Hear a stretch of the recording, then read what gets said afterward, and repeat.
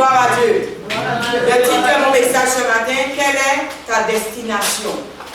Ton objectif dans la vie. Quelle est ta destination, ton objectif dans la vie? Ce matin, je voulais te parler où tu vas. Dans quelle direction tu vas? Qu'est-ce que tu attends de la vie? Qu'est-ce que tu prévois pour ton avenir? Quelle est ta vision? Aujourd'hui, nous avons trois catégories de personnes qui marchent sur la terre. Vous avez premièrement des personnes qui ont un objectif de faire des études, d'avoir le bac, et après le bac, d'étudier dans un domaine bien précis, et pour pouvoir se perfectionner, et pouvoir avoir un travail, une situation, construire une maison, se marier, et après faire des enfants, et ensuite on attend la retraite. C'est la première catégorie. Vous avez une deuxième catégorie de personnes qui ont décidé dans leur vie que leur vie ne sera pas échec. Leur vie sera bénédiction.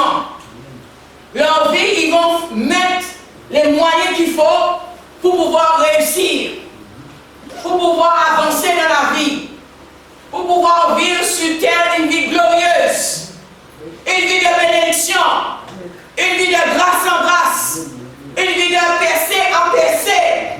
Et la deuxième catégorie. La troisième catégorie, c'est une catégorie de personnes qui ont décidé de rien faire de leur vie. Ils ont décidé d'attendre sur les autres, d'attendre sur l'État, d'attendre des moyens, d'attendre de l'aide, et ils voient le temps passer, les années passer, et cette catégorie de personnes, bien souvent, ils sont frustrés, et ils sont bien souvent en train d'accuser les autres par rapport à leur vie, leur échec et leur situation. Trois catégories d'êtres humains sur la terre. Mon frère, ma soeur, Dieu ne t'a pas envoyé sur la terre pour être dans la médiocrité. Dieu ne t'a pas envoyé sur la terre pour que ta vie soit sans vision. La parole de Dieu nous dit, un peuple sans vision est un peuple perdu. Un peuple sans vision, c'est qu'il n'a pas de direction. Un peuple sans vision, mon frère, ma soeur, est un peuple qui va échouer. Frères et sœurs dans le Seigneur, sache quand tu viens sur terre, tu dois avoir un objectif, tu dois avoir une vision, tu dois vouloir être quelque chose, quelqu'un de bien. Tu dois vouloir, tu dois pouvoir vivre ce que tu désires de tout ton cœur sur la terre. Vous trouvez des gens frustrés aujourd'hui parce qu'ils ne vivent pas la vie qu'ils auraient souhaité vivre. Pourquoi as-tu fait le bon choix? Je ne dis pas les études, c'est pas important, au contraire c'est très important. Mais ça ne s'arrête pas là. Ça ne s'arrête pas là. Vous avez aujourd'hui des personnes qui ont un travail, un salaire, et pour eux ça s'arrête là. Mon frère, ma soeur, c'est pourquoi vous trouvez aujourd'hui des gens fonctionnaires qui ont un salaire, et vous trouvez aujourd'hui des ouvriers, alléluia, qui gagnent plus d'argent que les fonctionnaires. Alléluia. Sachez sur terre que Dieu nous a mis des cours d'eau. Dieu nous a mis des rivières, Dieu nous a mis des sources. Mais très peu de personnes aujourd'hui puisent dans ces sources. Très peu de personnes aujourd'hui jouissent de la source. Parce que beaucoup n'ont pas compris à quoi ils sont appelés, beaucoup n'ont pas compris leur mission sur terre, et beaucoup n'ont pas de vision. Amen. Comment tu peux me dire aujourd'hui un ouvrier gagne plus d'argent qu'un intellectuel?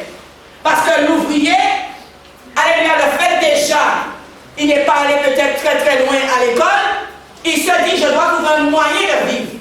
Je dois me battre pour vivre. Je dois trouver un moyen de réussir. Même s'il travaille dans une entreprise, il se dit, oh, peut-être le salaire là et les objectifs, les visions que j'ai, ça n'y a pas assez pour que je puisse arriver à ce que je veux faire. Je dois chercher plusieurs travails. Alléluia. Je dois aller dans plusieurs cours d'eau pour pouvoir puiser de l'eau afin qu'il y ait toujours, alléluia, de l'eau chez moi. Afin même que les autres puissent venir puiser chez moi. Mais aujourd'hui, vous avez affaire à une catégorie de personnes, quand vous allez chez eux, tout est sec. Ils sont secs financièrement, ils sont secs spirituellement, ils sont secs matériellement. Alléluia. Frères et sœurs, quand tu es sur terre, tu dois savoir ce que tu veux. tu dois savoir ce que tu veux. Aujourd'hui, pourquoi il y a des personnes qui jalousent les gens? Parce que ces personnes, tu t'es pas donné, je te dirais, les moyens pour ne pas manquer. Tu t'es pas donné les moyens pour pouvoir réussir. Et l'autre, tu ne sais pas quel moyen, tu ne sais pas qu'est-ce qu'il a fait, qu'est-ce qu'elle a fait pour réussir. Et toi, qui es là en tant qu'assisté, toi qui es là en train d'attendre que la banne tombe du ciel, au lieu de te lever et de travailler et de prendre une décision pour ta vie, tu vas jalouser de quelle personne. Mais la question que tu dois te poser, qu'est-ce que ces gens ont fait pour arriver là? Bien souvent, ces personnes ont travaillé, ces personnes ont eu des idées, ces personnes avaient un plan pour leur vie, ces personnes avaient une vision pour leur vie. Il y a des gens qui vivent sur terre et ils sont là et vivent et respirent, ils sont là debout là et ils n'ont pas d'objectif pour leur vie, ils n'ont pas de vision pour leur vie, ils n'ont pas, je dirais, de plan pour leur vie, ils sont là et pointeront. Mon frère, ma soeur, ceux qui réussissent aujourd'hui, c'est ceux qui se lèvent très tôt. C'est ceux qui se lèvent, alléluia, pour pouvoir, je dirais, prendre la vie. Prendre la vie. Alléluia, parce que la vie, mon frère, ma soeur, ne t'appartient pas. Il faut te lever très tôt le matin et te dire aujourd'hui, là, j'ai un plan pour ma journée. J'ai un plan pour ma journée. Vous avez des personnes qui quittent leur maison le matin et ils n'ont pas de plan pour leur journée. C'est quelqu'un qui va les appeler, qui va leur demander qu'est-ce que tu fais aujourd'hui? Ah, j'avais prévu de ne rien faire. J'avais prévu de dormir, de rester chez moi. Vous avez de telles personnes. Alléluia, quand la journée commence, leur but, leur journée est planifiée sur la télévision, sur les films, dans les ragots. Ils sont dans leur portable en permanence, en train de t'enconner, en train de critiquer, en train de mépriser les gens. Mon frère, ma soeur, ils passent la journée des fois au téléphone et rien n'a été fait pour leur journée et dans leur vie. Mon frère, ma soeur, le temps que tu perds, c'est une partie du temps sur ta destinée. Une partie du temps sur ta destinée. Beaucoup de personnes n'ont pas encore remarqué que le temps bien souvent, alléluia, que tu perds aujourd'hui, admettons aujourd'hui dimanche prochain, ne sera pas le même dimanche. Ce que tu peux faire aujourd'hui, ne le mets pas demain, fais-le maintenant. Il y a beaucoup de personnes comme ça qui disent j'ai 20 ans, j'ai 25 ans, je vis ma vie et j'aurai le temps de voir venir. Oui, mon frère, ma soeur, tu as 20 ans, tu as 25 ans, tu auras le temps de voir venir, mais le temps passe tellement vite. L'âge avance sur toi tellement vite. Quand tu bats tes yeux, tu te rends compte, tu as déjà 50 ans, tu as déjà 60 ans, et bien souvent tu n'as rien fait de ta vie.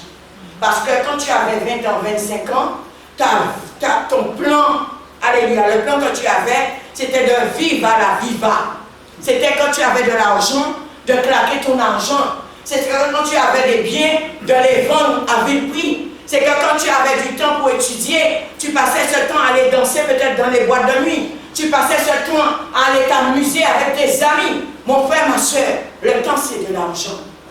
On perd pas, tu ne peux pas venir sur terre et dire que tu viens perdre ton temps. C'est pourquoi quand les gens arrivent à 50 ans, 55 ans, 40 ans, 45 ans, ils se rendent compte qu'ils n'ont rien fait. Là maintenant, vous avez des personnes assises dans les églises et ce sont des gens frustrés, ce sont des gens qui vont vous bouffer, ce sont des gens qui vont passer leur cri sur vous, ce sont des gens qui vont dire du mal à vous, ce sont des gens qui vont vous faire du tort parce que ce sont des gens aigris, parce qu'ils se rendent compte qu'ils ont déjà 40 ans, 45 ans, 50 ans, voire 60 ans et ils n'ont rien. Mais il y a ceux depuis l'âge de 8 ans, est-ce que vous savez qu'ils travaillent déjà? Depuis l'âge de 10 ans, est-ce que vous savez qu'ils travaillent déjà? Je vois aujourd'hui nos enfants dans nos églises. Parents, vous avez des enfants. Vos enfants sont assis sur les chaises de l'église, en ne faisant rien dans la maison de Dieu. Alléluia, parce qu'on t'a pris ça comme ça. Pour toi, il ne faut pas forcer l'enfant. Mais l'enfant doit déjà travailler dans la maison de Dieu. L'enfant doit déjà être dans le service depuis tout petit. Quand nous regardons la vie de Samuel, alléluia, la mère de Samuel a donné Samuel depuis tout petit dans le temps. Depuis tout petit dans le temps, depuis qu'il est né, alléluia, on l'a déposé dans le temps. Mon frère, ma soeur, il était au service de Dieu en permanence. Vous avez vos enfants, ils ne sont pas dans les chorales. Vous avez vos enfants, ils ne passent pas du temps à prier. Vous avez les enfants, ils ne sont pas dans les études bibliques. Vous avez les enfants, ils ne connaissent rien rien de Dieu. Ils ne connaissent rien de Dieu. Le but c'est de chuchoter, le but c'est de cajoler, le but c'est de les tenir là. C'est pas mauvais de donner de l'affection, mais mon frère, ma soeur, l'enfant doit avoir une destinée, l'enfant doit avoir une vision, l'enfant doit être là sur la terre pour un but. C'est pas le même matin, vous avez des enfants arrivés à 16-17 ans, ils n'ont pas de vision pour leur vie, ils ne savent même pas quel métier faire, ils ne savent même pas où aller, et vous faites des enfants comme ça qui sont là, qui n'ont pas de direction, qui n'ont pas de vision, et bien souvent certains sont voués à l'échec. Et après nous parents, nous pleurons. Frères et sœurs dans le Seigneur, sa soeur prépare très tôt. Sa soeur prépare très tôt, depuis tout petit, depuis je dirais dans les crèches, dans les garderies.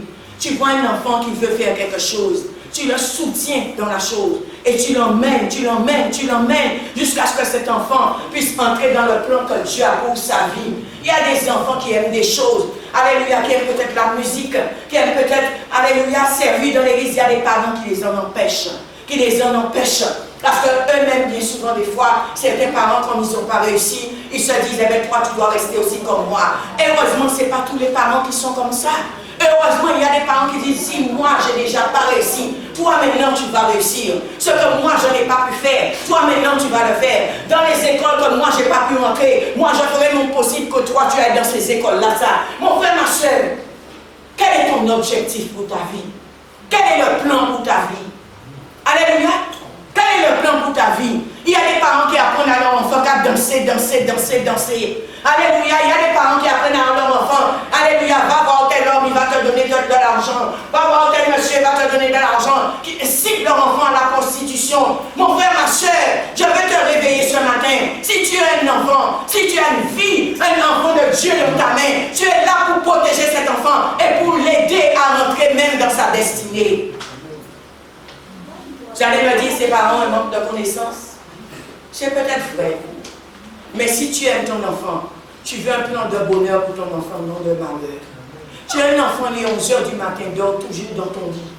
Tu dois le réveiller. Je me rappelle quand j'étais petite, ma grand-mère, nous on dormait très tard. Elle ouvrait les portes sur nous. Elle nous réveillait, elle disait, laissez cet esprit passer en disant Kazaï. Dégagez, elle cherche un travail pour autres péfés. Frères et sœurs dans le Seigneur, notre vision, notre vie, notre avenir dépend aussi de nous. Ça ne dépend pas que de Dieu. Ça ne dépend pas que de Dieu. Dieu, il a déjà fait ce qu'il fallait faire. Dieu a déjà mis tout en place pour l'homme. Mais bien souvent, l'homme ne saisit pas. L'homme ne saisit pas. Parce que vous avez une troisième catégorie, comme j'ai dit, de personnes qui sont là, qui sont en attente, en se disant que la manne va descendre du ciel, en se disant que Dieu va faire un coup de baguette magique et leur problème sera résolu. Mais si toi-même, tu ne te lèves pas aussi pour travailler pour le ciel, si toi-même, tu ne te lèves pas dans la prière, si toi-même, tu ne te lèves pas dans le jeûne, si toi-même, tu ne te lèves pas pour étudier la parole de Dieu, si toi-même, tu ne te lèves pas pour avoir une rencontre avec l'Esprit Saint, mon frère, ma soeur, oh mon frère, ma soeur, qui le fera pour toi? Qui le fera pour toi? C'est pourquoi aujourd'hui, vous avez les chrétiens assis dans nos églises, frustrés, qui mangent les pasteurs, alléluia, qui calomnient les pasteurs, parce qu'ils se disent, ah oui, le pasteur s'est enrichi sur mon dos, le pasteur a pris tout mon argent. Laisse-moi te dire une chose, le pasteur s'est levé au matin et il a décidé de mettre en place, comme Dieu lui a dit, une église, il a décidé de faire quelque chose, mais toi, bien souvent, tu attends que le pasteur fasse pour toi, mais toi aussi, qu'est-ce que toi tu fais? Qu'est-ce que toi tu fais? Qu'est-ce que toi tu fais? Le pasteur a pris des risques, des fois pendant un local. Qui t'a dit qu'il allait avoir des fidèles dans ce local? Qui t'a dit que les gens allaient venir?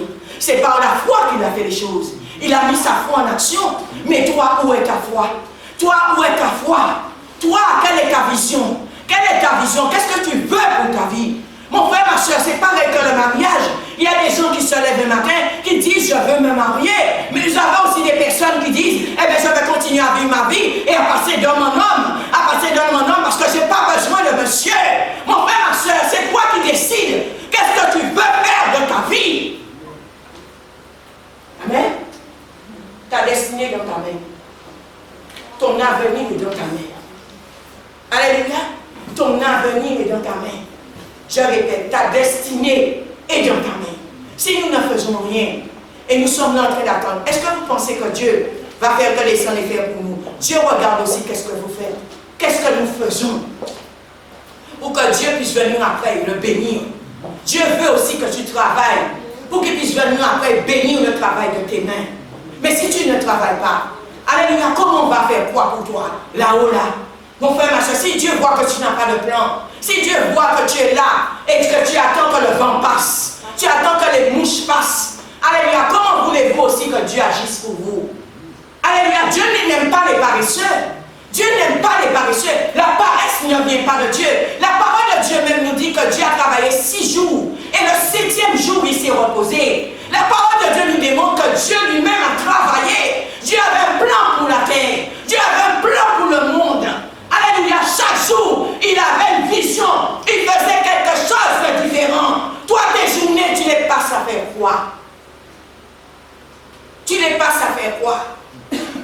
Alléluia, tu attends tous les débuts de mois qu'on puisse venir te donner la main. Alléluia, qu'on puisse venir te donner ce qu'on te doit, mais tu n'as pas travaillé pour cela. Tu n'as pas travaillé. C'est pour ça, bien souvent, ce genre d'argent ne nous est pas bénéfique. Alléluia, parce que tu n'as pas sué pour cet argent. Alléluia, tu n'as pas sué, mon frère, ma soeur. C'est simplement les autres qui travaillent pour que tu puisses manger. C'est pas mauvais, mais les autres aussi qui travaillent pour que tu puisses manger. Ils sont en train de se plaindre. Ils sont en train de souffrir. Bien souvent, ces souffrances retombent sur toi. Ces plaintes retombent sur toi. Parce que c'est eux qui payent le prix pour toi pendant que toi, tu es devant ta télévision et que l'argent tombe. Il faut bien réfléchir. Cela même que nous dire. Parce que combien de personnes qui pleurent pour que toi tu manges? Combien de personnes qui se lèvent à 4 h du matin pour que toi tu manges? Combien de personnes qui travaillent au moins 15 h, 16 h, 17 h, voire 3 jours d'affilée pour que toi tu manges? Alléluia. Et demain matin tu es jaloux qu'ils sont bénis. Mais mon frère, ma soeur, c'est tout à fait normal. C'est tout à fait normal qu'ils soient bénis. Parce qu'ils ont payé le prix. Ils ont payé le prix pour leur bénédiction. Ils ont payé le prix pour la grâce. Ils ne l'ont pas volé. Mais quand on regarde plus profondément, qui a volé? Qui a volé? Parce que toi, tu n'as rien fourni pour avoir ce que tu as. Cela amène même une malédiction.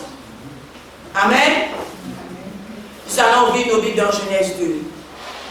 Et nous allons voir que Dieu nous a tout donné. Dieu nous a tout donné. Genèse 2, on va lire à partir du verset 4. La Bible dit, telle fut l'histoire du ciel et de la terre quand il fut créé.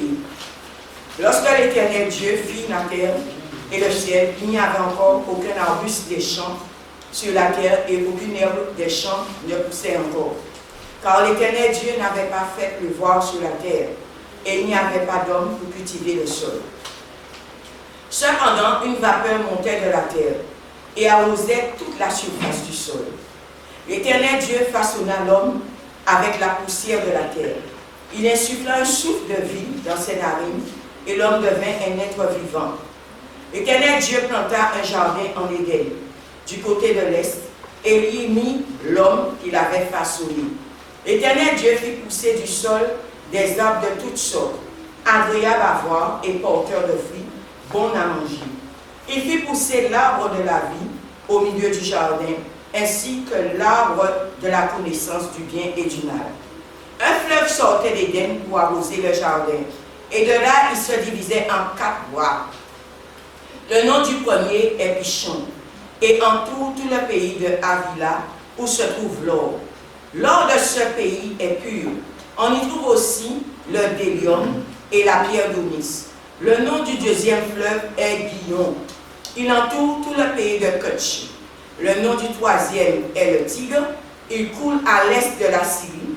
Le quatrième fleuve, c'est l'Euphrate. Bien-aimés, nous voyons dans le jardin d'Éden, Dieu a mis 4 fleuves pour nous.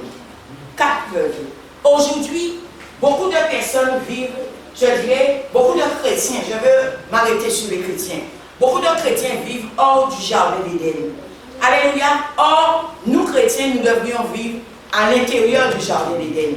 Pourquoi nous vivons hors du jardin d'Éden? Parce que la parole de Dieu nous dit, parce que l'homme a désobéi.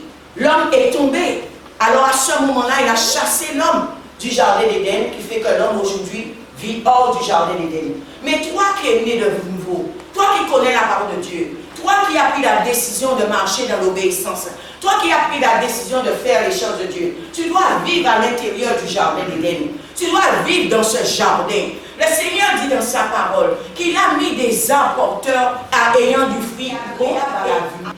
Il dit dans sa parole, frères et sœurs, il a mis 4 fleuves là pour l'homme, afin que l'homme puisse aller dans ces fleuves, afin que l'homme puisse prendre de l'or, afin que l'homme puisse prendre des diamants, afin que l'homme puisse prendre les bénédictions, les richesses que Dieu a déposées pour l'homme. Mais très peu arrivent à y accéder, parce que très peu, je dirais, ont compris le mystère, je répète, du jardin d'Éden. Frères et sœurs dans le Seigneur, tu dois vivre dans un jardin tout en étant sur la terre. Tout en étant sur la terre, tout en vivant sur cette terre. Le Seigneur te demande, alléluia, dans ton amour et dans son amour aussi. Le Seigneur te demande que toi-même, il a déjà mis les fleuves là pour voir. Pourquoi tu n'y accèdes pas? Pourquoi tu n'y vas pas? Bien souvent, je répète, vous avez une catégorie de personnes qui ont décidé de faire des études, qui ont décidé d'avoir le bac, qui ont décidé d'aller, je dirais, d'avoir juste un travail, d'avoir un salaire, de se marier, d'avoir des enfants, de construire une maison, etc.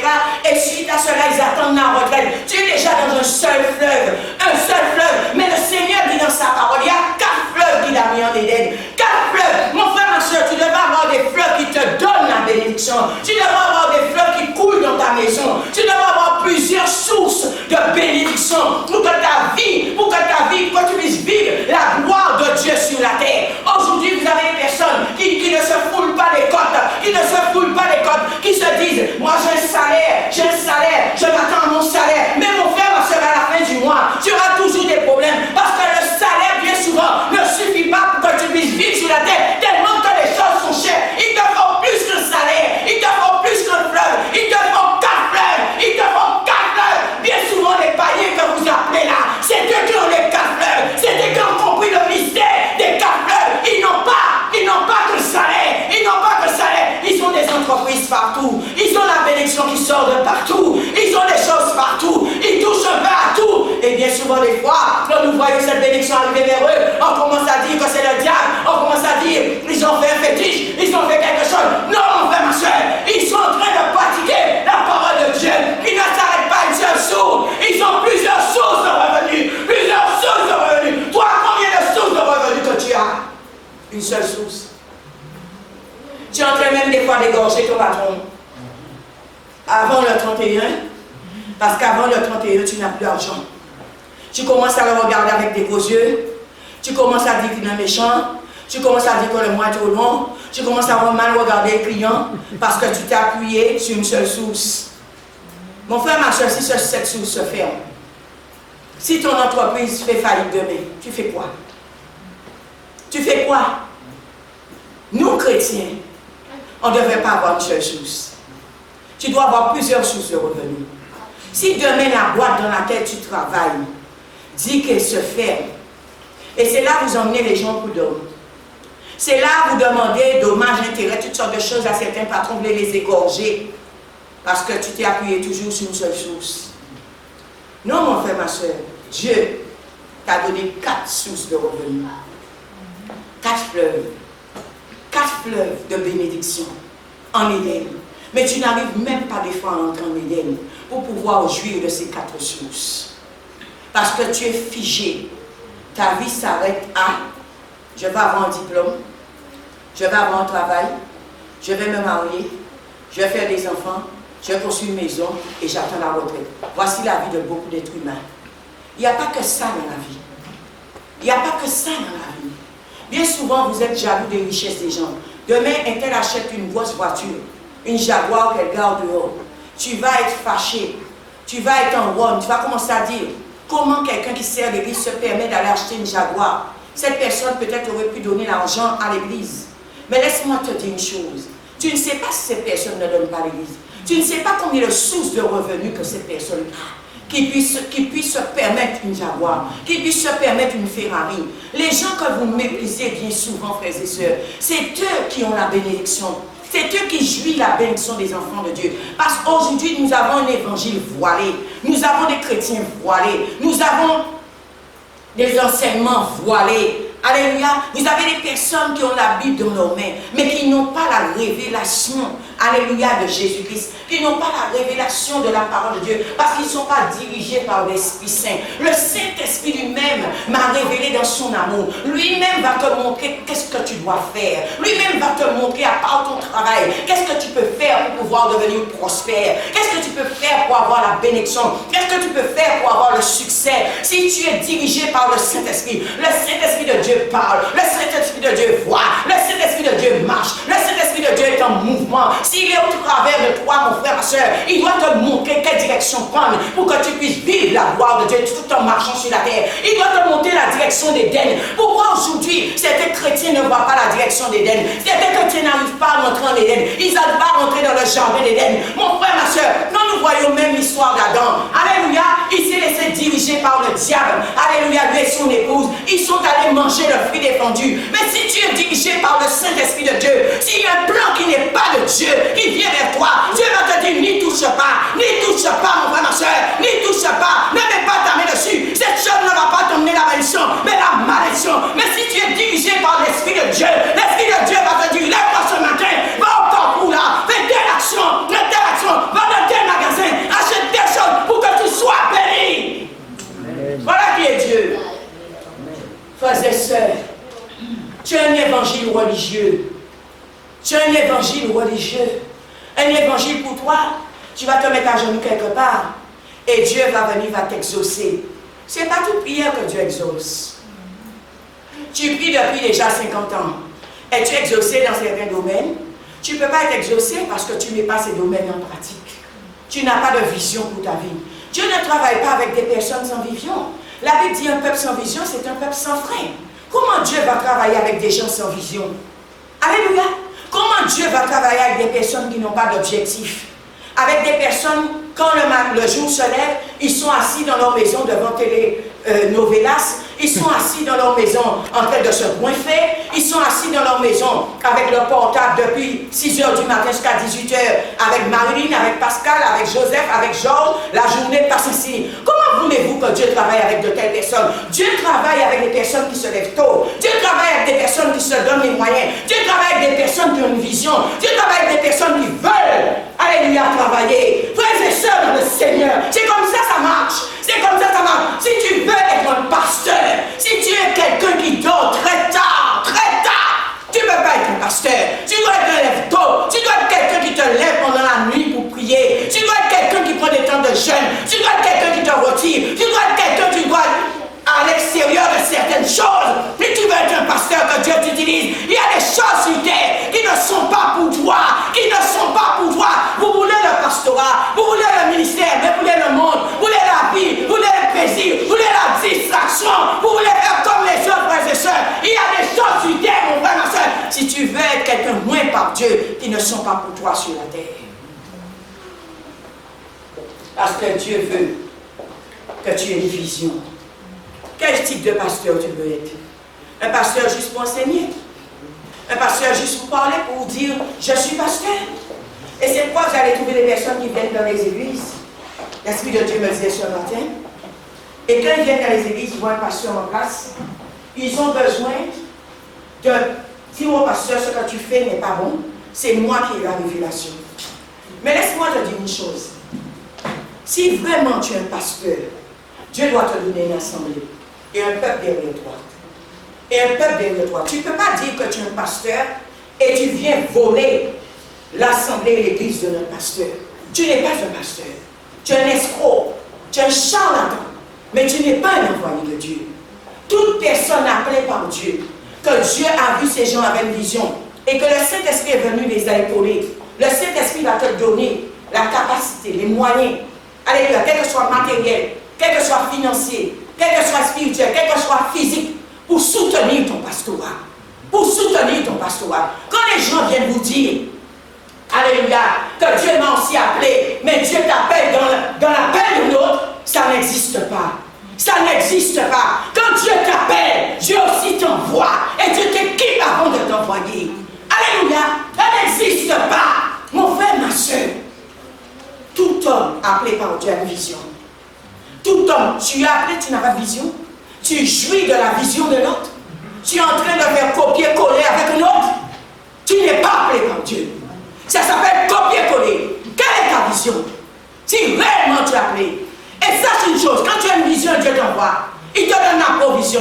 Dieu te donne les fleurs. Alléluia. Dieu te donne la révélation des choses à faire. Pour que tu puisses être béni. Pour que tu puisses aller de l'avant. Pour que tu sois dans la gloire. Pour que tu sois dans la percée. Tu ne peux pas jouir demain de la gloire de quelqu'un d'autre. Dieu ne t'a pas appelé. Quand Dieu appelle, quel que soit l'homme ou la femme, Dieu te donne ce qui va avec. Dieu te donne les brebis qu'il faut. Dieu te donne l'endroit où il faut pour travailler. Dieu n'est pas quelqu'un qui fait les choses à la légère. Quand Dieu fait quelque chose, il le fait bien. Bien, mon frère, ma soeur. Toute personne qui vient vous dire dans une église, je suis aussi un pasteur dans l'église, c'est un pasteur. Si ce n'est pas le pasteur qui l'a élevé, c'est un escroc. Je voulais te dire aussi ce matin, la prière et la parole, ce sont des forces pour avancer. Et je vais m'expliquer. Il y a des gens qui pensent en priant et en lisant la Bible qu'ils vont réussir. Non, il n'y a pas que ça. Ce sont des forces, ce sont des puissances, des énergies pour avancer. Mais tu as besoin du Saint-Esprit. Tu as besoin d'une vision. Tu as besoin d'une révélation. Alléluia, pour avancer. Si tu n'as pas ces choses, tu peux pas prier du 1er janvier au 31 décembre. Rien ne se passe dans ta vie. Et c'est là que nous voyons des chrétiens frustrés, des chrétiens stressés, des chrétiens angoissés, des chrétiens qui quittent les églises. Parce qu'ils se disent, moi je prie beaucoup, moi je jeûne beaucoup. Vous avez déjà vu des personnes qui prient beaucoup, qui jeûnent beaucoup? Alléluia, comme vous, et qui sont bénis. Vous avez déjà vu, il y a des personnes qui ne prient pas autant que vous, qui ne jeûnent pas autant que vous. Et ils sont bénis. Ils sont bénis. Frères et sœurs, pose-toi la question. C'est parce que ces gens, ils ont décidé de faire quelque chose de leur vie. De leur vie, ils ont une vision. Alléluia. Ils ont une destination qu'ils ont décidé d'aller. Ils ont décidé d'aller. Et c'est là beaucoup de chrétiens sont frustrés. En se disant, je prie, je jeûne, je suis tout le temps à l'église, je suis dans le service, et je ne suis pas béni. Et je ne suis pas béni. Tu es là, tu suis un mouvement, mais tu n'as pas de vision. Tu n'as pas de vision. Dieu travaille avec des visionnaires. Avec des visionnaires. Dieu travaille avec des personnes qui ont des plans. Dieu travaille avec des personnes qui ont décidé de faire quelque chose. Alléluia. Il y a des enfants qui n'ont jamais foulé le sol d'une église, mais intellectuellement, ils ont réussi à des niveaux que vous ne pouvez pas imaginer. Parce qu'ils ont décidé de faire de leur vie quelque chose. Et bien souvent, je prends l'exemple d'un écrivain. Un écrivain ne fait pas un seul livre. Un écrivain fait plusieurs livres. Il a plusieurs sources. Ce livre-là nous rapporte tant, celui-là tant, celui-là tant, celui-là tant. Mais si un écrivain reste sur un seul livre, il n'ira nulle part. Il n'ira nulle part. Mon frère, parce que tu dois avoir des révélations. Tu dois avoir des révélations. Nous devrions être des hommes et des femmes qui bâtissent. Alléluia, pour Dieu, pour le royaume de Dieu. Nous devrions être des hommes et des femmes qui montent des entreprises. Alléluia, pour Dieu, pour la gloire de Dieu. Mais aujourd'hui, vous avez des chrétiens assistés. Des chrétiens assistés qui viennent devant la scène étant nommés comme des mendiants. Comment voulez-vous aujourd'hui que l'église soit prospère? Parce que si l'église n'a que des mendiants, comment voulez-vous qu'il y ait la richesse et la bénédiction dans l'église? Parce qu'il n'y a que des mendiants dans l'église. Alors, il y a combien de chefs d'entreprise qui sont là aujourd'hui? Combien de personnes qui ont le succès, la percée, qui sont assis dans l'église? Très peu. Très peu, frères et sœurs. Alléluia, c'est pourquoi quand on va demander de l'argent pour pouvoir faire quelque chose, il n'y en a pas. Parce qu'on a affaire qu'à des mendiants. On a affaire qu'à des gens qui ont faim. Alléluia. Oh, Dieu te dit en Éden, il a mis 4 fleuves. 4 fleuves, mais combien qui se lèvent pour pouvoir prendre de l'eau dans ces fleuves? Combien qui se lèvent pour pouvoir prendre la bénédiction? Il y a des gens qui sont à genoux à côté du fleuve, mais n'ont jamais vu le fleuve. Alléluia. Il y a des gens qui sont en train de monter et descendre dans le jardin, mais n'ont jamais vu les fleuves. Il y a ceux-mêmes qui sont en train d'adorer, alléluia, l'arbre interdit, au lieu de regarder au fleuve. Alléluia, frères et sœurs, vous avez plusieurs catégories de personnes. Alléluia, c'est pourquoi le jardin d'Éden, Dieu a dit, est fermé. Mais il est fermé à certaines personnes, parce qu'il y a des gens marchant sur la terre qui vivent la gloire de Dieu, qui sont dans le jardin d'Éden jour et nuit. Alléluia, vous n'avez pas que les mendiants sur terre. Amen. Amen, amen, amen. Quelle est ta vision? Tu dois, mon frère, ma soeur, avoir une vision. Tu dois te préparer pour une vie extraordinaire, mais pas une vie ordinaire. Alléluia, il y a des gens qui veulent mener une vie ordinaire. Ah, ça me suffit. tu sais, je gagne 2000 euros par mois, 2500 euros par mois, ça me suffit. Alléluia. Et quand tu vas voir, je vais garder ma Porsche Cayenne devant la porte, tu vas monter en feu. Tu vas monter en feu. Non, tu as décidé, toi, de gagner 2500 euros par mois. Ça te suffit. Mais quelqu'un d'autre, ça ne lui suffit pas. Il a décidé d'aller plus ailleurs. Il a décidé de faire plusieurs travails. Parce qu'il a un objectif. Il a une vie qu'il veut pour sa vie. Alléluia. Tu ne peux pas venir sur terre et vivre une vie ordinaire. Dieu t'a appelé à une vie extraordinaire. Dieu t'a appelé à une vie de bénédiction. Dieu t'a appelé à une vie de succès en succès, de gloire en gloire. Alléluia. Nous disons, nous sommes la lumière du monde. Mes frères et sœurs, quand on nous voit, soyons logiques, est-ce qu'on voit la lumière du monde? Est-ce qu'on voit cette lumière éclairée? Alléluia. Tu es une lumière, mais tu es sous la table. Mais tu ne vas pas sur la table pour que tu puisses éclairer tous ceux qui sont autour. Comment on peut éclairer aussi ceux qui sont autour? Il faut que tu aies une vision. Si tu vas devant un peuple et tu n'as pas de vision, tu n'as pas d'objectif, tu n'as pas de plan pour le peuple, tu n'as pas de direction pour emmener son peuple, qui va te suivre? Qui va te suivre, mon frère, ma soeur? Il y a des gens même qui sont jaloux parce que les gens les suivent. Alléluia, suivent d'autres personnes et pas eux. Mais toi, tu n'as rien à donner. Tu n'as rien à donner, tu n'as aucune vision. Ton rôle dans la vie, c'est d'attendre que la manne tombe du ciel. Ton rôle dans la vie, c'est de parler depuis que j'ouvre le soleil couché à mon téléphone.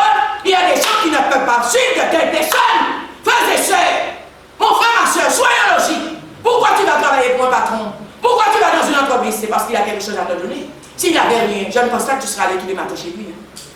Alléluia. Pourquoi tu vas travailler dans une boîte? C'est parce qu'il y a quelque chose là pour toi. Pourquoi bien souvent ce sont des gens, quand nous disons qu'ils ne connaissent pas Dieu, qui vous bénissent, vous chrétiens? Qui vous bénissent, vous chrétiens? Or, c'est vous. Ils ont Deutéronome 15, verset 6. Allons-y dans Deutéronome. Il y a des versets de la Bible, je pense, on les appuie d'une certaine manière. Deutéronome 15, verset 6. Deutéronome 15, 6 nous dit: l'Éternel ton Dieu te bénira comme il te l'a dit. Tu prêteras beaucoup de nations et tu ne feras pas d'emprunt. Tu domineras sur beaucoup de nations et elles ne domineront pas sur toi. Il y a des nations qui dominent aujourd'hui sur les affaires de Dieu. Ils dominent sur nous. Soyons logiques. Il y a des nations qui dominent sur nous. Or, il dit que c'est toi qui devais dominer sur eux. Mais tu ne peux pas dominer sur eux parce que tu n'as rien. Comment eux, ils arrivent avec leur Dieu étranger à dominer sur toi? C'est que même, ils ont volé tes connaissances. Ils ont volé tes bénédictions dans le monde spirituel. Parce que toi, tu n'es pas rentré au niveau spirituel. Alléluia, pour pouvoir prendre ces bénédictions. Toi, tu ne veux pas rentrer là où il faut rentrer pour les prendre. Toi, tu ne veux pas des fois travailler. Mais eux, quand toi tu dors, ils sont en mouvement. Quand toi tu dors, 5h, 4h du matin, ils sont déjà dans la rue. Quand toi tu es en train de ronfler dans ton lit, dans ta clim, mon frère, ma soeur, ces gens ne dorment pas. C'est normal qu'ils dominent sur toi. Alléluia. Or, c'est toi qui devais dominer sur eux. C'est toi qui devais avoir l'avantage sur eux. L'avenir appartient à ceux qui se lèvent tôt. Alléluia. À ceux qui se lèvent tôt. Mais aujourd'hui, on est rentré dans un système religieux. Je viendrai à l'église, je vais tenir ma Bible, je vais prier. Et la manne va descendre du ciel. Mon frère, ma soeur, laisse-moi te dire une chose. Quand Dieu voit que tu ne fais rien, Dieu aussi attend jusqu'à ce que tu fasses. Dieu ne peut rien faire sans ton autorisation. Sur la terre, il faut que tu donnes à Dieu l'autorisation. Même mon frère, ma soeur, si tu es malade aujourd'hui, si tu ne donnes pas l'autorisation à Dieu de te guérir, il va te guérir. Je te dis la vérité. Si tu ne donnes pas l'autorisation à Dieu de faire quelque chose pour toi, il ne le fera pas. Parce que sur terre, Dieu a donné à l'homme la terre. Tu as le pouvoir sur la terre. Tu as l'autorité sur la terre. Il faut que tu donnes l'autorisation à Dieu pour qu'il puisse venir. Si tu ne donnes pas l'autorisation à Dieu, ne viens pas chez toi. Il a dit, je frappe à la porte. Mais il te demande quoi? Ouvre-moi la porte.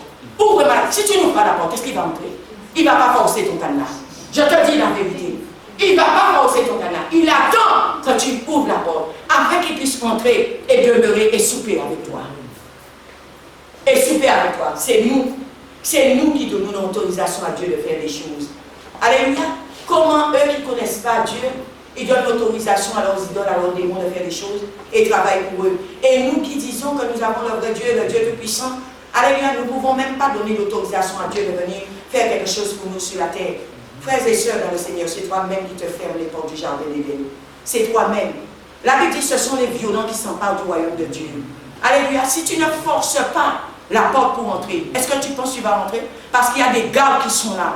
qui sont là pour t'empêcher d'entrer. Tu dois forcer, alléluia, les portes pour que tu puisses rentrer. Et tu peux forcer comment, mon frère, ma soeur? En ayant une vision, en travaillant, en voulant. Quand ton homme veut, il peut. Mais il y a des gens qui ne veulent rien faire. Qui ne veulent rien faire.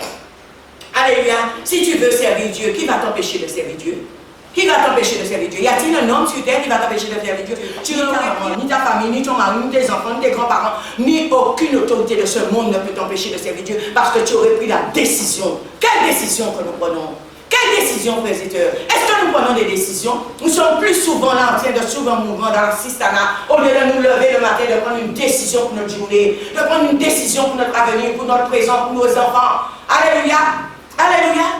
Frères et sœurs dans le Seigneur, tu es un enfant. En te disant ta main sur un pasteur, tu laisses l'enfant dormir jusqu'à midi. Tu dois prendre la décision de dire à l'enfant, on va à l'église. On va à l'église. On va à l'église parce que l'enfant a un appel sur sa vie. Peut-être aujourd'hui il ne le comprend pas, mais dans 10 ans il va le comprendre. Alléluia. Il y a beaucoup de pasteurs aujourd'hui, d'enfants pasteurs qui sont dans la rue parce que les parents n'ont pas compris. Il faut tenir ces enfants à ça et les emmener dans la présence de Dieu. Les parents n'ont pas compris. Il faut aider l'enfant à passer. Il faut passer du temps avec l'enfant dans la parole, dans la prière, apprendre à l'enfant des bonnes manières, apprendre à l'enfant à adorer, à servir Dieu, de lui donner l'amour de Dieu. Les certains parents n'ont pas compris. Il y a dans des sociétés, ne brusquez pas l'enfant. Ne touchez pas l'enfant. Ne faites pas ci à l'enfant. Laissez l'enfant. Vous savez, suivez le cours de la vie. Bien souvent, je ne mets pas l'étiquette sur tous les enfants. De tels enfants, frères et sœurs dans le Seigneur, le diable en fait sa partie. Le diable en fait sa partie. Alléluia. Et après, nous pleurons. Vous vous dites, vous allez prier pour l'enfant. Ce n'est pas mauvais. Ça peut l'aider. Mais la destinée de l'enfant va prendre un coup. Parce que l'enfant, tu ne sais pas s'il va vivre 50 ans, s'il va vivre 60 ans, s'il va vivre 100 ans, plus de 50, 100 ans sur la terre. Tu ne sais pas jusqu'où Dieu a prévu qu'il aille. Mon frère, ma soeur, si tu n'apprends pas à cet enfant, alléluia, à adorer Dieu, à servir Dieu, à être au service de Dieu très tôt, parce qu'il a un appel, cet enfant va prendre beaucoup de coups. Beaucoup de coups. Le temps peut-être que l'enfant va réaliser l'appel qui est sur sa vie, des fois l'enfant aurait beaucoup souffert et il aurait perdu beaucoup de temps et sa destinée va prendre un coup. Sa destinée va prendre un coup. Alléluia, au niveau qui devait être à 50 ans, alléluia, c'est à ce niveau qu'il va être à 80 années. Des fois, nous perdons du temps parce que nous n'avons pas l'œil spirituel. Nous n'avons pas de vision pour nous. Nous n'avons pas de vision pour notre famille. Nous n'avons pas de vision pour notre église. Nous n'avons pas de vision pour nos maris, pour nos femmes. Nous n'avons pas de vision, frères et sœurs. Quels sont tes objectifs? Quelle est ta vision sur la terre? Pourquoi tu es là sur la terre? Est-ce que tu es venu sur la terre inutilement? Non, tu es venu pour une mission. Et tu dois accomplir ta mission avant de rentrer à la maison. Alléluia. Tu dois accomplir ta mission. Frères et sœurs, tu es toujours en train de regarder les gens sur Facebook, sur YouTube pour dire, ah, celui-là a beaucoup d'onction, celui-là a le feu, celui-là prêche bien. Mais toi, quand est-ce qu'on te voit sur YouTube et Facebook? Toi, quand est-ce qu'on te voit? Alléluia. Tu es toujours là en train de donner des éloges aux autres. Mais toi, quand est-ce qu'on te donne des éloges? Alléluia. Et c'est comme ça, des fois, nous sommes en train de jalouser les gens. Mais ces gens-là, bien souvent, ils se sont donné les moyens. Ils ont payé le prix. Ça, tu es même aigri quand tu vois une servante de Dieu, serviteur de Dieu, en train de prêcher avec éloquence, avec puissance, avec feu. Tu es gris. Tu es gris. Tu commences à dire, ah non, c'est pas de Dieu. Ah, ça doit être Satan. Ça doit être Satan. Mais toi, quand est-ce qu'on te voit sur YouTube? Quand est-ce qu'on te voit? Toi, tu es caché derrière les rideaux. Alléluia. En attente. En attente. Mais il y a des gens qui ont un plan pour leur vie, qui ne sont pas venus sur terre. Alléluia. Pour une vie ordinaire, mais pour une vie extraordinaire. Amen. Mon frère, ma soeur, réveille-toi quand tu dors dans l'église aujourd'hui. Alléluia. Le temps que tu passes à dormir là, tu n'entends pas ce que je dis. Et cela est bon pour ta destinée. Cela est bon pour ta destinée, pour ton avenir. Tu es là, tu n'es pas venu dormir à l'église. Tu es venu capter quelque chose. Tu es venu prendre quelque chose. Tu es venu pour une révélation. Mais tu n'es pas venu dormir. Vous avez une catégorie de gens qui sont en train de dormir. On appelle ça des dormeurs. Mais il y a une catégorie de personnes qui travaillent. Alléluia. Ce n'est pas un lieu de relaxation, l'église. Alléluia. C'est un lieu qu'on est venu entendre ce que l'Esprit dit à l'église. Alléluia. Parce que cela fait fait partie de ton avenir. Cela est bon pour toi, mon frère, ma soeur. Ne bouge pas tes oreilles. Ne laisse pas Satan t'endormir sur un banc d'église. Alléluia, il y a des choses que tu vas rater. Tu ne vas pas capter. Et bien souvent des choses essentielles. Amen. Vous demandez à certains chrétiens, le pasteur dit quoi aujourd'hui? Le pasteur a prêché sur quoi? Hein? Je ne me rappelle pas. C'est quoi le direct? J'ai décidé de l'arrêter. Alléluia. Parce que tu vas aller après écouter. Et tu vas dire, j'ai entendu. Mais là, si tu ne captes pas, dis-toi que tu as raté. Tu as raté. Amen. Merci Seigneur. Nous allons ouvrir nos Bibles dans Ésaïe 30. Ésaïe 30. Le Seigneur Jésus a dit dans sa parole, il est plus avantageux pour vous que je m'en aille. Et je vous enverrai l'Esprit de vérité qui est le Saint-Esprit. Aujourd'hui, le Seigneur Jésus nous a laissé le Saint-Esprit. Très peu de personnes travaillent ou jouissent des bénédictions qu'ils sont données par le Saint-Esprit. Très peu de personnes sont dirigées par le Saint-Esprit.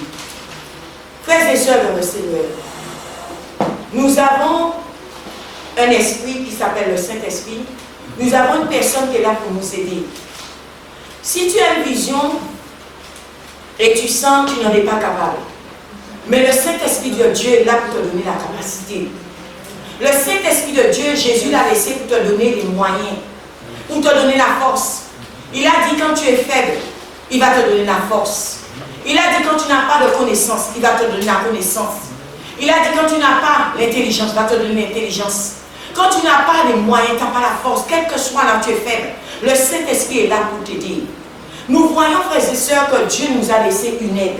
Mais combien de personnes qui jouissent de cette aide? Combien de personnes sur terre?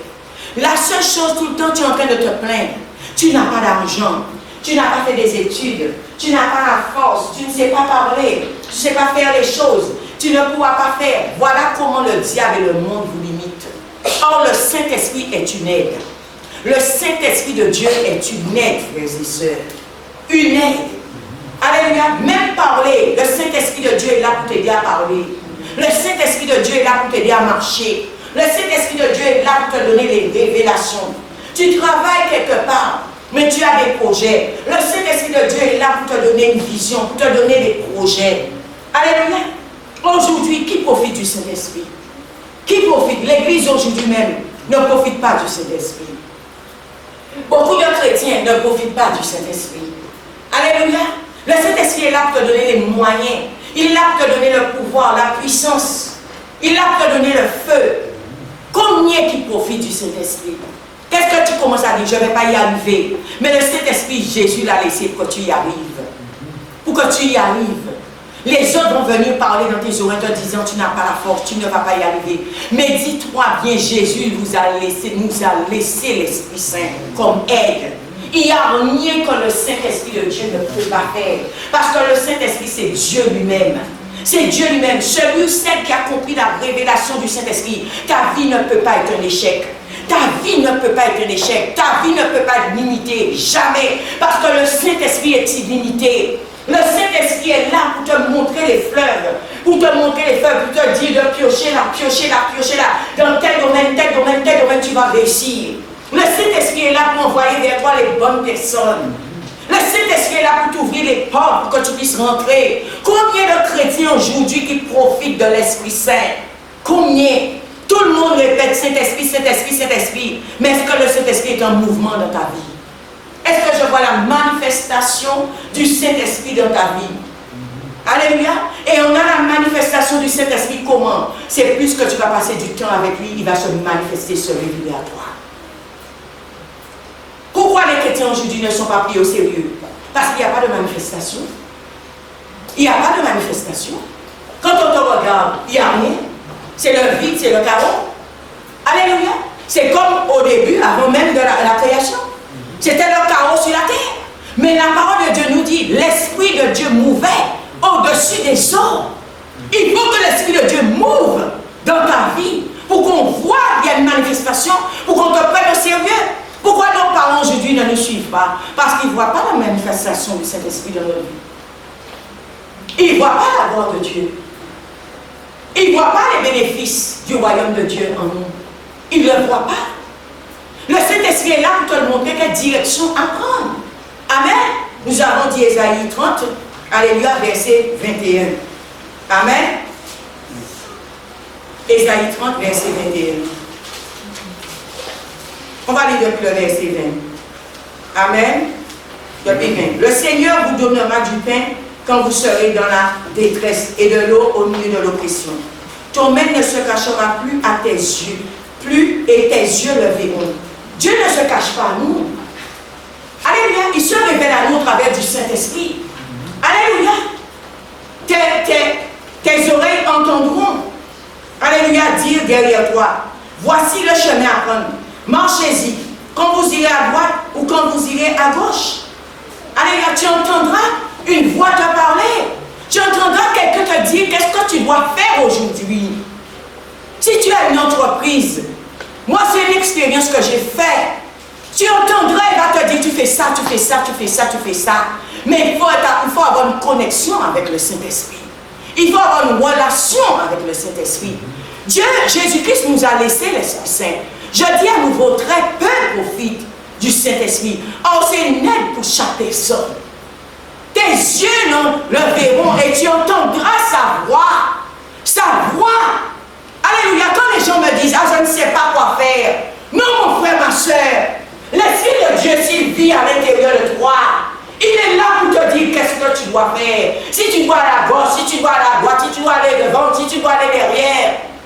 Il est là comme guide. Il est là comme aide. Il est là comme consolateur. Il a dit, je ne vous laisserai pas orphelin. Il ne t'a pas laissé orphelin. Il est là avec toi. Comment les gens aujourd'hui me disent, je ne peux pas faire, je ne vais pas y arriver. Non. C'est toi qui as pris cette décision, mais pas l'Esprit de Dieu. L'Esprit de Dieu est là comme conseiller. L'Esprit de Dieu est là pour te parler. L'Esprit de Dieu est là pour te guider. L'Esprit de Dieu est là pour, dans tes faiblesses, te rendre fort. L'Esprit de Dieu est là pour te dire, si tu ne comprends pas telle leçon, pour t'aider à faire la leçon. Alléluia. Comment aujourd'hui un chrétien me dit, je ne réussis pas? La non-réussite n'existe pas dans le vocabulaire de Dieu. Alléluia, il n'existe pas. Alléluia, la malédiction n'existe pas chez Dieu. Chez Dieu, il s'appelle la bénédiction. Alléluia, la non-percée n'existe pas chez Dieu. Chez Dieu, il s'appelle la percée. Quel que soit ce qu'on va te donner à faire sur la terre, même si c'est ton patron, même si c'est sur un banc d'école, ne fuis pas, mon frère, ma soeur. Si l'Esprit de Dieu est avec toi, il va te révéler qu'est-ce que tu dois faire. Il va te montrer comment le faire. Et c'est là où la parole de Dieu nous dit, les gens des fois inutiles, vous allez voir que de telles personnes, ils font des choses extraordinaires. Au-dessus même des gens qui ont fait toutes sortes d'études, qui ont toutes sortes de connaissances. Parce que le Saint-Esprit de Dieu est là pour les aider. Est là pour les aider. C'est pourquoi vous allez voir des ouvriers, certains ouvriers réussissent mieux que les intellectuels. Parce qu'ils ne s'appuient pas sur leur propre force. Ils ne s'appuient pas sur leur propre connaissance, mais ils s'appuient selon la parole, selon l'Esprit de Dieu. Ils se laissent diriger par le Saint-Esprit de Dieu. Et là où le Saint-Esprit de Dieu, mon frère, ma soeur, est en mouvement, il n'y a aucune force, il n'y a aucune puissance, il n'y a aucune intelligence qui est au-dessus de l'Esprit de Dieu. Toi qui travailles, des fois, des milliers d'heures, il y a des personnes qui peuvent travailler moins d'heures que toi, mais qui sont dirigées par le Saint-Esprit et qui vont faire des choses plus merveilleuses que toi. Et ça va susciter une jalousie. Une jalousie. Parce que ces personnes sont dirigées par le Saint-Esprit. Quand Dieu voit que tu as une vision, le Saint-Esprit vient t'aider pour la vision. Dieu ne peut pas nous laisser avec une vision et ne pas nous aider. Il est là pour t'aider pour la vision. Mais il faut déjà que tu aies une vision. Il faut que tu aies une vision. Je prends l'exemple dans cette assemblée. Nous avons mis plusieurs fleurs. Il y a mon Rédempteur VTV, il y a le restaurant, il y avait la bibliothèque, il y a l'église, il y a la chorale. Tout ça, ce sont des fleurs. Mais nous voyons, allez là, l'esprit humain et l'esprit du diable est là pour sécher ces fleuves.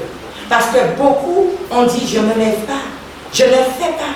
Mais est-ce que tu sais, mon frère, ma soeur, ta bénédiction peut sortir de ces fleuves? Peut sortir, c'est toi-même. Tu es dans un jardin d'Éden, mais tu as genoux en prière devant la croix. Devant une croix, tu cherches Dieu. Tu cherches Dieu à gauche, à droite, devant, derrière. Mais le fleuve est là. La seule chose que tu dois faire, c'est de mettre ta main dans le fleuve et de prendre de l'or et de l'argent, des diamants. Le fleuve est là. Tu as 4 fleuves que Dieu t'a donné. 4 fleuves. Il y a des serviteurs de Dieu qui n'ont même pas 4 fleuves. Ils ont plus que 4 fleuves. Il y a des églises qui ont des milliers de fleuves. Des milliers de fleuves, frères et sœurs. Il y a des fleuves que Dieu nous a donnés dans cette assemblée. Mais tout le monde en attend. L'enlèvement. J'attends que mon Dieu passe. J'attends que Dieu me voie. J'attends que Dieu prie. Dieu va m'exaucer. Mon frère, ma soeur, t'a déjà exaucé il y a longtemps. Il t'a déjà exaucé il y a longtemps. Prie par l'aveuglement, tu ne vois pas les 4 fleuves. Longtemps que Dieu t'a exaucé. Dieu nous a tout donné. Et quand Dieu appelle un serviteur, une servante de Dieu, alléluia, nous allons lire un passage de la Bible. Amen. On va lire Jérémie 3, 15 à 16. Amen. 15 à 16, ça commence là. Je vous donnerai des bergers selon mon cœur. Dieu t'a donné un pasteur. Je vous donnerai des bergers selon mon cœur, Dieu dit. Amen. Et ils prendront soin de vous avec la connaissance et le discernement nécessaire. Lorsque vous serez devenus nombreux et aurez eu des enfants dans le pays, alors, déclare l'Éternel, on ne te parlera plus de l'âge de la lutte de l'Éternel. Frères et sœurs, Dieu vous a donné des serviteurs et des servantes pour vous diriger, pour vous faire entrer dans le royaume, pour vous faire entrer dans le jardin d'Éden. Je vous donnerai des bergers selon mon cœur. Est-ce que tu sais bien souvent, toi qui es assis dans un ministère, dans une église où il y a un pasteur qui prêche, c'est que de ce pasteur sort ta bénédiction. Sort ta bénédiction. Sinon, Dieu t'aurait placé ailleurs. Je vous donnerai des bergers selon mon cœur. Pour vos besoins. Alléluia. Sinon, Dieu vous aurait mis, je ne sais pas, en France, aux États-Unis ou bien l'église à côté. Pourquoi c'est moi que Dieu a choisi pour toi? Tu t'es jamais posé la question un jour? La seule chose qui est dans ta tête qu'on t'a inculqué, c'est que la personne a besoin de voler ton argent. Non, mon frère, ma soeur. Est-ce que tu sais du berger sort ta bénédiction? Le berger est là pour te faire paître. Paître. C'est de moi que sort ta bénédiction. Alors quand tu bafoues le berger, quand tu maltraites le berger, toi qui es brebis, mais tu n'as pas de guide, tu n'auras pas de bénédiction. Quand tu détruis la personne qui doit te bénir, mon frère, ma soeur, mais tu as séché ton fleuve. Tu l'as séché toi-même. Dieu m'a emmené dans cette dimension. Dieu m'a dit, je vous ai donné des fleuves. Mais quand tu bafoues ces fleuves, tu sèches ta propre bénédiction. Tu deviens toi-même pour toi une malédiction. Parce que tu n'as pas compris. Tu es dans la révolte. Tu es dans la guerre. Alléluia, tu es dans la rébellion.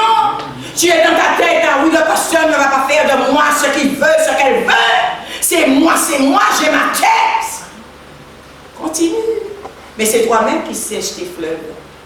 Parce que Dieu a envoyé un libérateur pour toi. Dieu a envoyé un berger selon son cœur pour toi. Alléluia, pour t'aider à passer, pour t'aider à rentrer. Parce que je vous ai expliqué, devant le jardin d'Éden, il y a des gardes. Il y a des gardes. Si toi-même déjà, tu n'as pas la force d'entrer et on t'a envoyé quelqu'un pour t'aider à passer, tu tues la personne, mais tu vas rester toute ta vie devant la porte. Et c'est là où nous pleurons sur notre sort. Nous pleurons sur notre sort en disant, Seigneur, je prie, je jeûne, je te sers, je suis tout le temps à l'église, mais je ne vois rien. Est-ce que tu suis ton berger en tant que brebis? Est-ce que tu suis ton berger? Est-ce que tu entends la voix de ton berger? Tu t'es dit, ton berger, c'est Dieu. Relisons encore. Dieu dit autre chose, par contre. Il dit autre chose, Dieu. Alléluia. Je vous donnerai des bergers selon mon cœur. Si bon Dieu même tes bergers, à paquet d'une carrière berger selon cœur, ça veut dire qu'il mettait des bergers là pour eux. Il est aussi un berger. Le berger, c'est le grand chef, mais il t'a envoyé sur terre des gens pour t'aider à passer. Et ces gens, tu es un libérateur. Je prends l'exemple.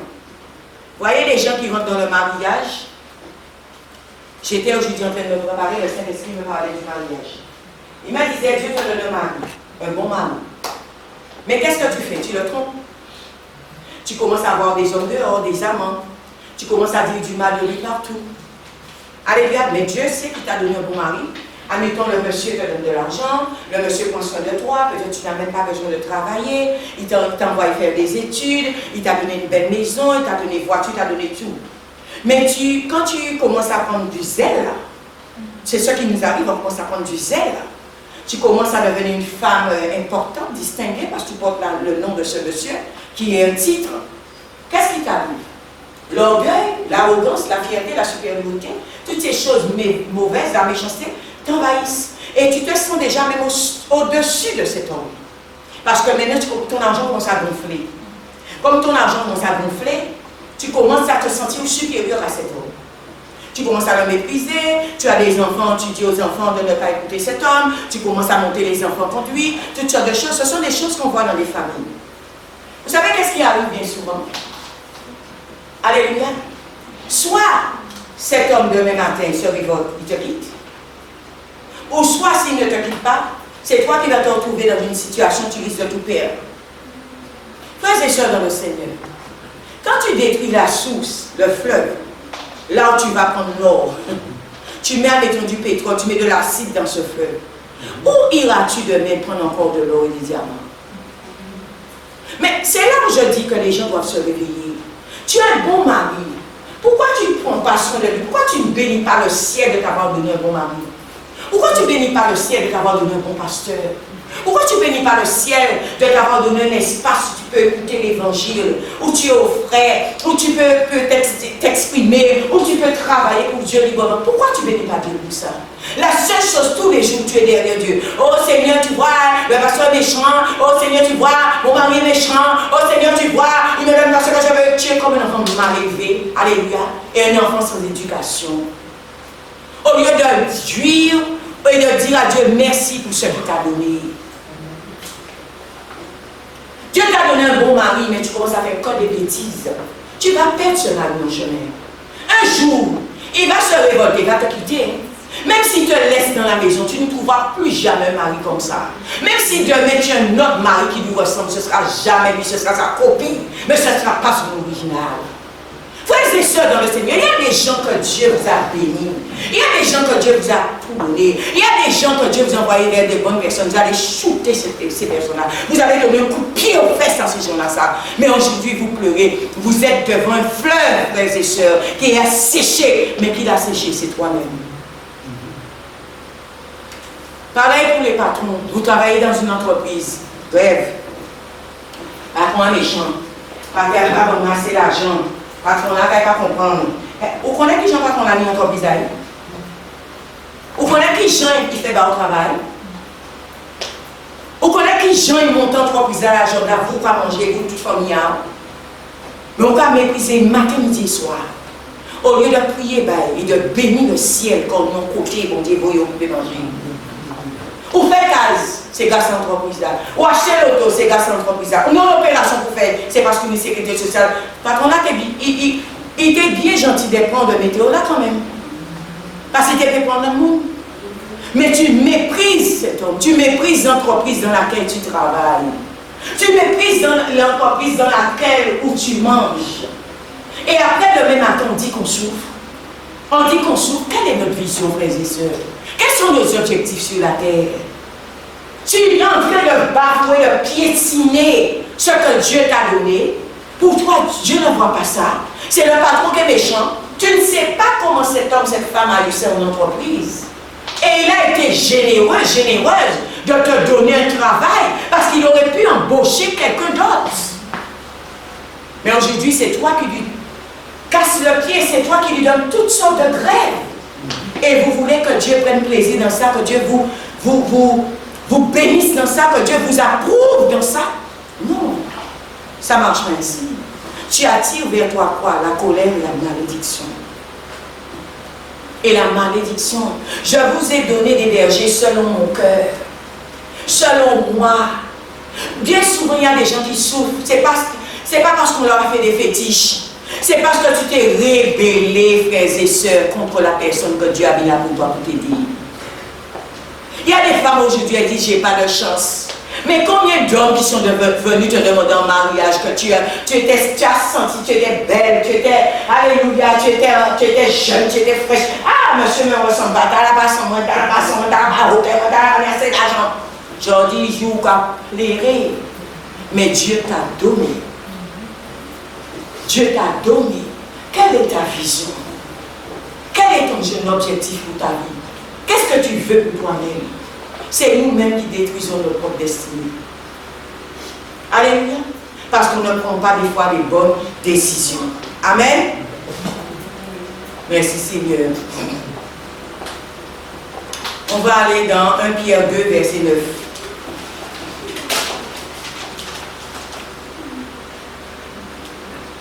Vous allez voir que Dieu nous a choisis. Il nous a toujours choisis. Mais on ne sait même pas qu'on est choisi par Dieu.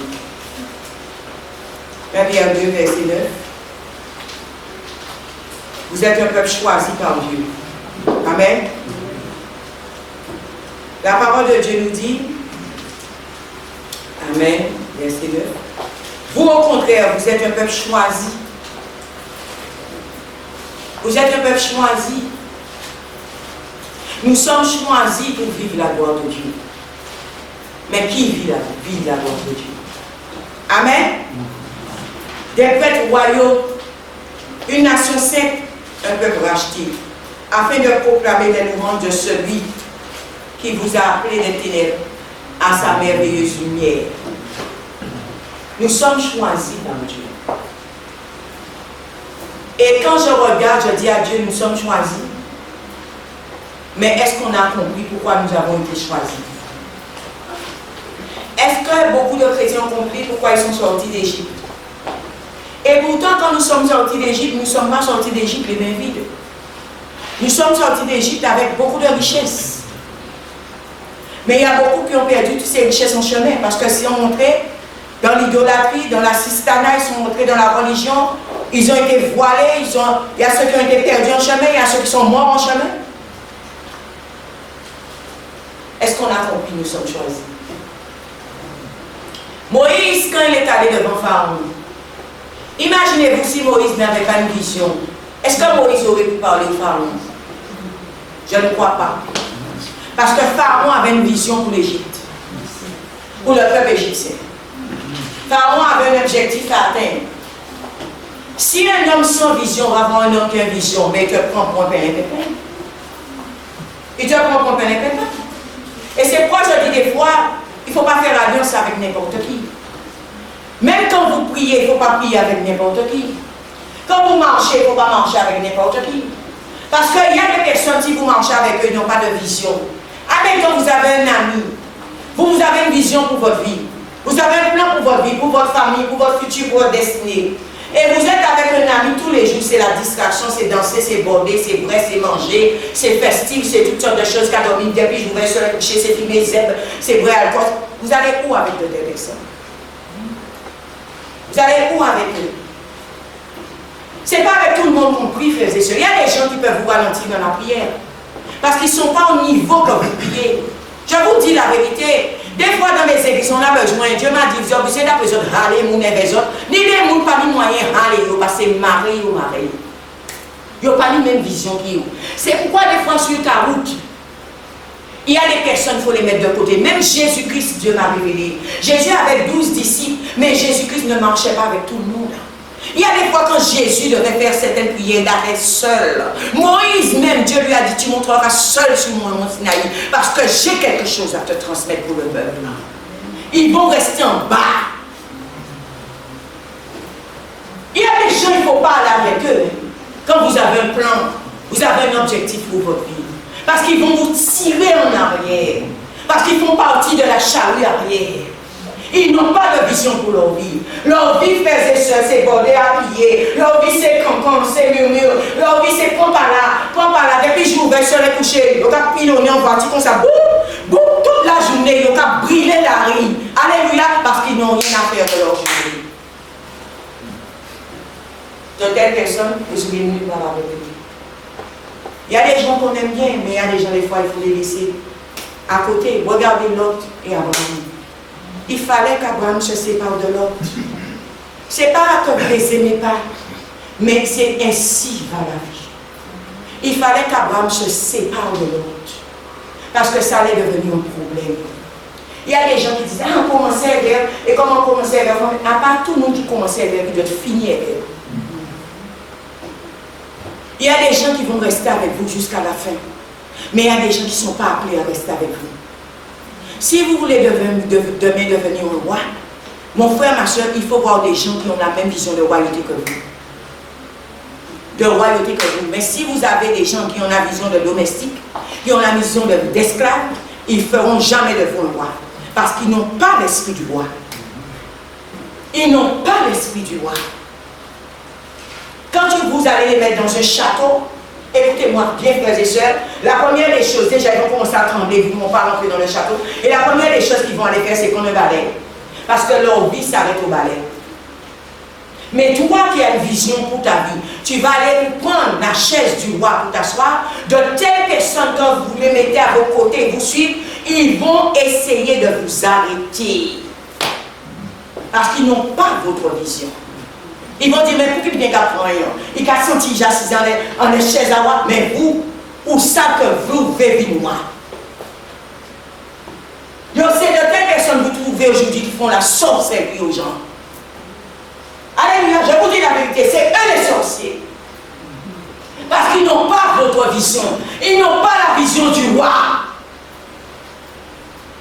Quand la royauté va descendre, ils vont commencer à vous traiter de toutes sortes de non-pouvoirs pour vous détruire. Ils vont essayer de vous faire du mal. Ils vont essayer de vous enchaîner. Ils vont essayer de vous emprisonner. Parce qu'ils n'ont pas la même vision que vous. Il y a des gens, frères et sœurs, j'ai compris dans la vie. Il faut les laisser sur le bord de la route.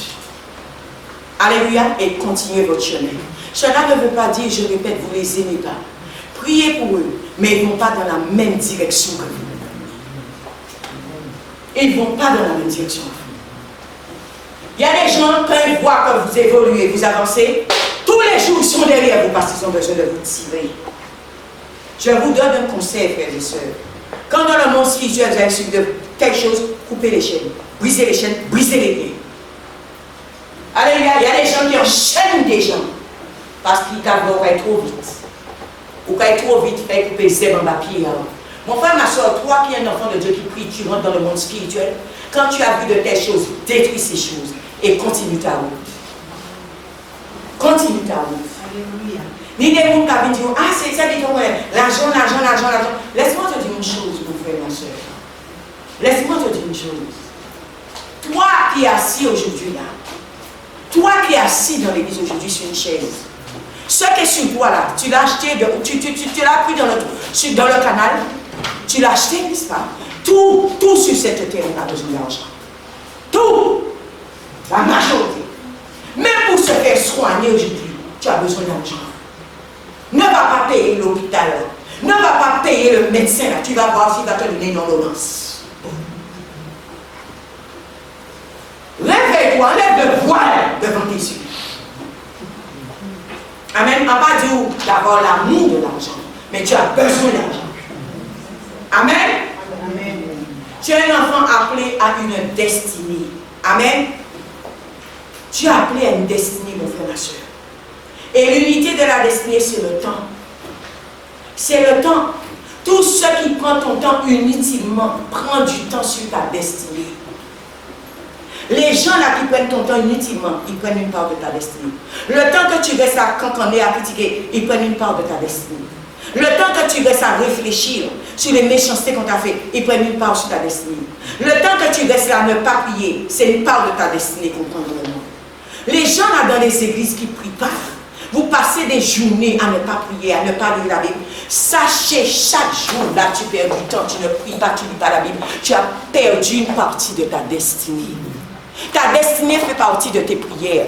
Ta destinée fait partie du temps que tu passes avec Dieu. Ta Ta destinée fait partie du temps que tu adores. Le temps que tu prends là, tu dis, ah aujourd'hui, je ne vais pas adorer, ah aujourd'hui, j'ai massé, j'ai quitté, qu'est-ce que les gens vont dire, qu'est-ce que les... Tu perds du temps sur ta destinée. Peut-être dans l'adoration, là, tu es en train d'ouvrir des portes pour ton futur. Et si tu ne le fais pas, les portes vont rester fermées, n'est-ce pas? Alléluia. Frères et sœurs dans le Seigneur, on ne perd pas du temps sur la terre. Hier, tu avais 20 ans. Aujourd'hui, tu as déjà les cheveux blancs. Aujourd'hui, tu as déjà 50 ans. Aujourd'hui, tu n'as plus de dents dans ta bouche. Tu peux retourner à 20 ans et dire, je vais recommencer. Tu ne peux pas. Pourquoi tu es en train de perdre du temps avec des choses inutiles? Pourquoi tu es en train de perdre du temps avec qu'en dira-t-on? Pourquoi tu es en train de perdre du temps à passer du temps au téléphone avec des gens qui ne vont rien te rapporter? Pourquoi tu perds du temps à vouloir discuter avec l'autre par rapport à la religion? Laisse Dieu faire, laisse-le pour Dieu. Pourquoi tu perds du temps à dormir, au lieu de passer du temps, frères et sœurs, à lire des livres, à lire la parole de Dieu, à t'instruire, à t'informer? Pourquoi tu perds du temps dans ton travail? Vous voyez aujourd'hui dans certaines entreprises, les gens sont en groupe en train de parler. Le temps, c'est pourquoi les patrons vous disent, allez chercher quelque chose à faire. Parce que vous êtes en train de les faire perdre de l'argent. On ne t'a pas embauché pour être en groupe, mais nous passons plus de temps dans des grèves, dans des groupes, mais on perd du temps sur notre temps et sur notre destinée. Ton futur dépend de toi. Ton présent aussi dépend de toi. Le passé, c'est le passé. On ne peut pas retourner en arrière. Mais il y a une chose que l'homme doit comprendre, frères et sœurs. C'est toi qui décides pour ta vie. C'est toi qui décides pour ta vie. Le temps que vous passez à critiquer quelqu'un, et certains employeurs l'ont compris, le temps que tu es sur son dos, lui en train de voir combien de chiffres il fait. Toi, tu n'as jamais vu combien de chiffres tu dois faire, tu ne sais même pas comment faire. Le temps que tu passes sur son dos. Le temps que tu passes sur le dos de quelqu'un, lui est en train de réfléchir demain, qu'est-ce qu'il va faire? Comment il va mettre 2 plus 2 pour donner 4? Et toi, tu es en train de casser du sucre. Qui va échouer? Je pense bien que c'est toi. Je pense bien que c'est toi. Le temps que tu es sur le dos d'un pasteur avec ta famille, le pasteur est là, genou en train de prier. Il est en train de chercher son entrée au ciel, sa bénédiction. Mais toi et ta famille, tu es en train de le critiquer. C'est pourquoi vous allez voir des gens, la majorité qui passent du temps comme ça, leur vie est médiocre. Parce que le temps là qui passe sur leur dos des gens, ils n'ont pas pris ce temps pour prier pour que Dieu ouvre les portes pour eux. Pour que Dieu puisse ouvrir les portes pour eux. Frères et sœurs dans le Seigneur, il n'y a pas de temps à perdre. Aujourd'hui, tu as 50 ans, ça va tellement vite comme le vent. Dans quelques années, là, tu seras 80 années.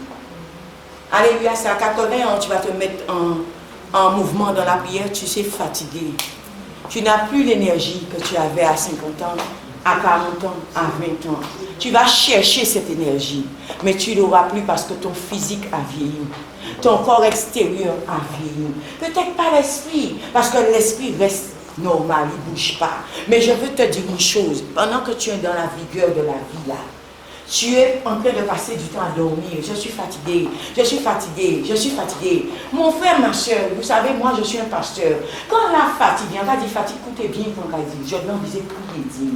En viser prier dire, parce que je sais là, dans ce temps de prière là, il y a des choses qui vont ouvert, débloqué dans ma vie. Tu ne peux pas me mettre là tous les jours sur un lit. Tous les jours sur un lit. Tous les jours en train de me dire là, je suis fatigué. Non! Tu as le pouvoir, tu as le devoir de dire non. Parce que tu as un plan pour ta vie. Les gens là, fatigue, allons.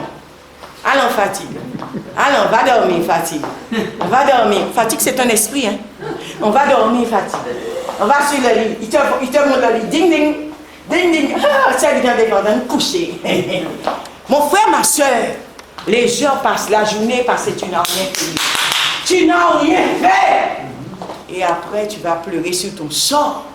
Les autres réussissent par toi. Ta réussite vient de toi. est bien de toi. Amen. Frères et sœurs dans le Seigneur, sache une chose. Tu dois avoir un objectif. Tu dois avoir une vision et un plan pour ta destinée. Que Dieu te bénisse aujourd'hui. Amen.